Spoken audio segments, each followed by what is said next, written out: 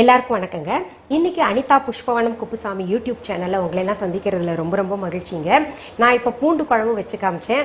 அதில் பார்த்தீங்கன்னா எல்லாருக்கும் ரொம்ப சந்தோஷம். அது பார்க்கும்போதே நாக்கிலெல்லாம் எச்சில் ஊறுது, ஜலம் வருது மேடம் அப்படின்னு இன்னொரு அம்மா கமெண்ட் போட்டிருந்தாங்க. செஞ்சு சுட சுட சாதத்தில் போட்டு அவரைக்காய் பொரியல் வச்சு என் குழந்தைக்கு ஊட்டி விட்டேன் பாருங்க. ரொம்ப நாள் கழிச்சு இப்போதான் என் குழந்தை நல்லா சாப்பிட்ருக்கா, ரொம்ப சந்தோஷமா இருந்தது மேடம் அப்படின்னு பாராட்டி எழுதியிருக்காங்க. நிறைய பேரும் பாராட்டியிருக்காங்க. அதாவது ஒவ்வொரு விதமான குழம்பு வைக்கணும். அதனால வத்த குழம்பு செஞ்சு காமிங்க, எங்ககிட்ட பாரம்பரியமா ட்ரெடிஷ்னலா எப்படி இருக்கும் அப்படின்னு செஞ்சு காமிங்க மேடம் அப்படின்னு சொல்றாங்க. எனக்கு தெரிஞ்சதை நான் உங்களுக்கு செய்து காமிக்கிறேன். அதற்கு தேவையான பொருட்கள் என்னென்னு பார்த்துடலாமா? மணத்தக்காளி வத்தல் 3 டீஸ்பூன், சுண்டக்காய் வத்தல் 1.5 டீஸ்பூன், அப்பளம் 2, உளுத்தம்பருப்பு 1 டீஸ்பூன், முழு மல்லி 2 டீஸ்பூன், கடலைப்பருப்பு 1 டீஸ்பூன், வெந்தயம் 1/2 டீஸ்பூன், சீரகம் 1/2 டீஸ்பூன், பச்சரிசி 1 டீஸ்பூன், மிளகாய் வற்றல் 8, கடுகு 1 டீஸ்பூன், மஞ்சள் தூள் 1/4 டீஸ்பூன், பெருங்காயத்தூள் 1/2 டீஸ்பூன், புளி 1 எலுமிச்சை அளவு, நல்லெண்ணெய் தேவையான அளவு, உப்பு தேவையான அளவு.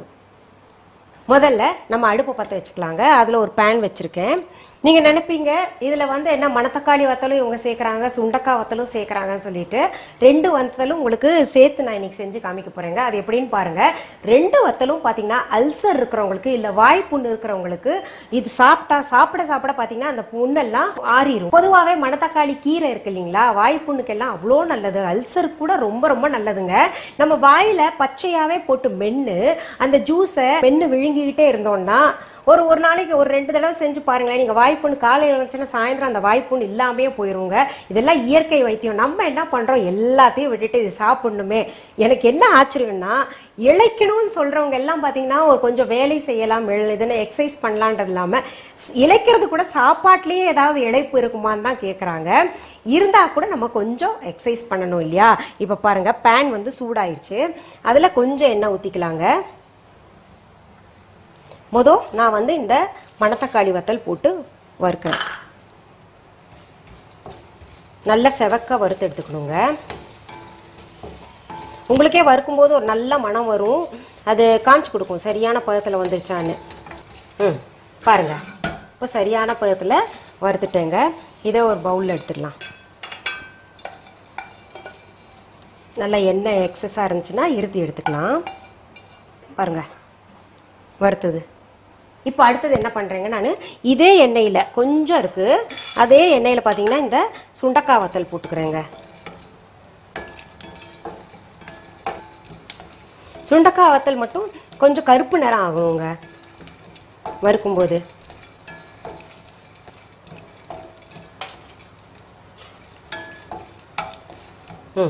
இப்போ பாருங்கள், டார்க் ப்ரௌன் ஆயிடுச்சு. நல்ல டார்க் ப்ரௌன் ஆகணுங்க.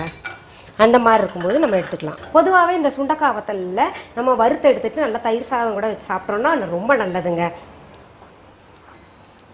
இப்போ அடுத்தது என்ன பண்ணணும்னா, இதே பேனில் இன்னும் கொஞ்சம் எண்ணெய் சேர்த்துக்கலாங்க. எண்ணெய் சேர்த்து நம்ம என்ன பண்ணலாம், இப்போது ஒவ்வொரு பொருளாக இந்த மிளகா வத்தல் போட்டுக்கலாம்,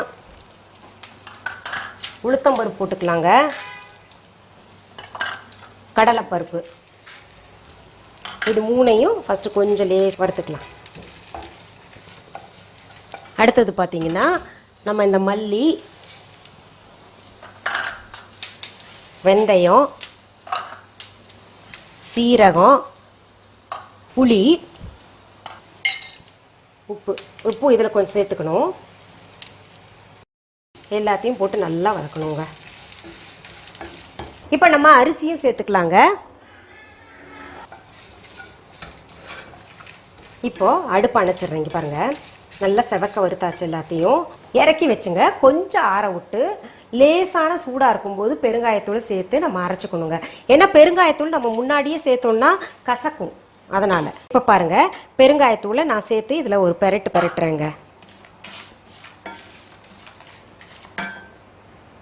லேசாக சூடு இருக்குது, கொஞ்சம் ஆறட்டும், அப்புறம் நம்ம அரைச்சிக்கலாம். இப்போ ஆறிடுச்சுங்க. மிக்ஸி ஜாரில் போட்டு கொஞ்சம் தண்ணி விட்டு அரைச்சிக்கிறேன். இப்போ நம்ம அரிசியும் சேர்த்துக்கலாங்க. இப்போ பாருங்கள், நம்ம அரைச்சதை பார்க்கலாம். நல்லா நைஸாக இருக்குது பாருங்கள், நல்ல பேஸ்ட் மாதிரி இருக்குது.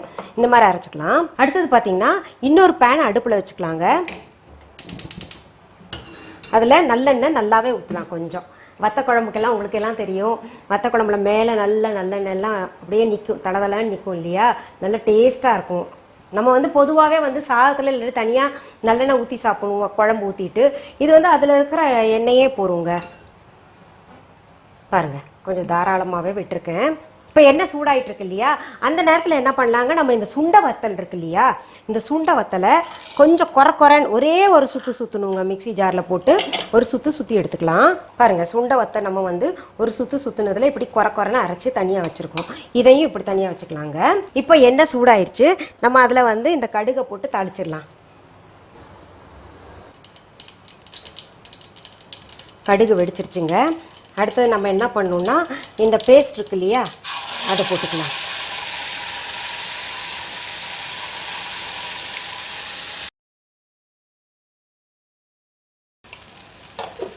தண்ணி ஊற்றி நல்லா அலசிக்கலாங்க மிக்ஸி ஜாரை. அதில் இருக்கிற எல்லா அந்த பேஸ்ட் எல்லாம் நல்லா கரைஞ்சி வந்துடணும். அதையும் இதில் சேர்த்துக்கலாம்.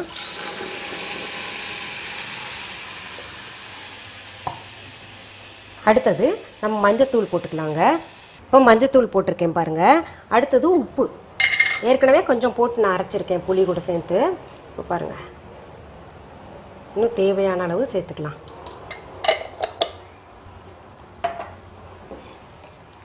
நல்லா கமகமான்னு மனம் இப்போவே வருதுங்க, இன்னும் கொதிச்சா ஆஹா. இப்போ இதில் என்ன பண்ணணுன்னா, நம்ம இந்த மணத்தக்காளி வத்தல் வறுத்து வச்சுருக்கோம் இல்லையா, அதை வந்து இதில் போட்டுக்கலாங்க. மணத்தக்காளி வத்தலில் அந்த துவர்ப்பு இருக்காது அதிகமாக, அது வந்து அப்படியே மென்று கூட சாப்பிட்றலாங்க. இந்த சுண்டக்காய் வத்தல் எதுக்காக நான் அரைச்சேன்னா, இந்த குழந்தைங்க வயிற்றுல புண்ணு இருந்துச்சுன்னா இந்த சுண்டக்காய் வத்தலை சாப்பிடுன்னு சொன்னால் முழுசாக சாப்பிட மாட்டேங்கிறாங்க. அதனால் அதை அரைச்சி போட்டால் டெக்ஸ்டரும் நல்லாயிருக்கும், குழம்புக்கு என்னமோ கருப்பாக அங்கங்கே தெரியுதுன்னு சொல்லி டெக்ஸ்டரும் நல்லாயிருக்கும், டேஸ்ட்டும் நல்லாயிருக்கும், குழந்தைங்க வந்து சாப்பிடவும் செய்வாங்க. அதுக்காக போட்டேன். இப்போ அரிசி அரைச்சி போட்டிருக்கோம், நம்ம உளுந்தும் போட்டதுனால பார்த்தீங்கன்னா உங்களுக்கு குழம்பு வந்து திக்காயிரும். அதனால் இன்னும் கொஞ்சம் தண்ணி ஊற்றி நம்ம இப்போ மூடி வச்சிடலாங்க. பாருங்கள், நான் சொன்ன மாதிரி டெக்ஸ்டர் பார்த்தீங்களா, அங்கங்கே இந்த மணத்தக்காளி வத்தல் முழுசாக இருக்குது. அதில் என்ன, அதாவது புதுசாக சாப்பிட்றவங்களுக்கு அது என்ன தான் அரைச்சி போட்டிருப்பாங்க உள்ளர அப்படின்னு சொல்லிட்டு யோசனை தோணும். நம்ம சுண்டக்காய் வத்தல் தான் அரைச்சி போட்டிருக்காங்க. இப்போ நம்ம இது மூடி வச்சிடலாங்க. இப்போ குழம்பு என்ன பதத்தில் இருக்குன்னு பார்க்கலாங்க. பாருங்கள், நல்லா கொதிச்சு நான் சொன்ன மாதிரி இந்த மணத்தக்காளி உருண்டை இருக்குல்ல, அங்கங்கே பாருங்கள் இவ்வளோ அழகாக இருக்குல்ல, ரொம்ப அழகான கலர், அந்த வத்த குழம்பு ட்ரெடிஷ்னலாக இருக்கிற கலர். இந்த அப்பளம் வந்து இன்னும் கொஞ்சம் சுவை சேர்க்கும். பார்த்தீங்கன்னா நிறைய பேர் வந்து அப்பளம் போட மாட்டாங்க, கொஞ்சம் பேர் வந்து அப்பளம் போடுவாங்க. இது நம்ம வந்து பச்சை அப்பளம் அப்படியே வந்து பிச்சு போட்டுருணுங்க. இதுக்குள்ளே அப்பளம் பிச்சு போட்டிருக்கோம் இல்லையா, அது வேகணும் இல்லை, அதனால் ஒரு 2 நிமிஷம் இன்னும் மூடி வச்சிடலாம். அப்பளம் சேர்த்த பின்னாடி அப்பளம் இந்நேரம் வெந்திருக்கும். வாவ், அடாடாடாடாடா, என்ன அது பாரம்பரிய வத்த குழம்பு. நிறம் பார்த்தீங்கன்னா எவ்வளோ அழகாக இருக்குது பாருங்களேன். அடாடாடா. அடுப்பு அணைச்சிட்றேங்க, ஆயிடுச்சு. இது சரியான பதத்தில் இருக்குது பாருங்கள். அப்பளம் போட்டேன்ல குழம்புல, பாருங்கள் எவ்வளோ அழகாக வெந்திருக்கு.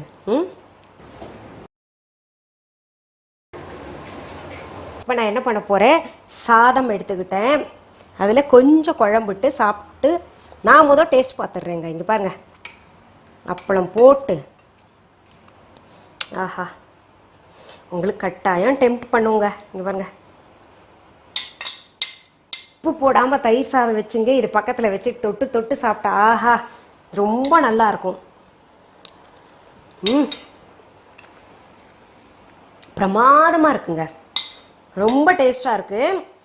கட்டாயம் நான் என்ஜாய் பண்ண மாதிரி நீங்களும் என்ஜாய் பண்ணுவீங்க. அந்த எண்ணெய் உங்களுக்கு ஒரு சில குழந்தைங்களுக்கு தான் அந்த துவர்ப்பு, அந்த சுண்டக்காய் வத்தல் வந்து துவர்ப்பு பிடிக்காதுன்னு நினைக்கிறேன், லைட்டாக இருக்குது. அப்படி பிடிக்கலைன்னா அதை வந்து தவிர்த்துக்கலாம்.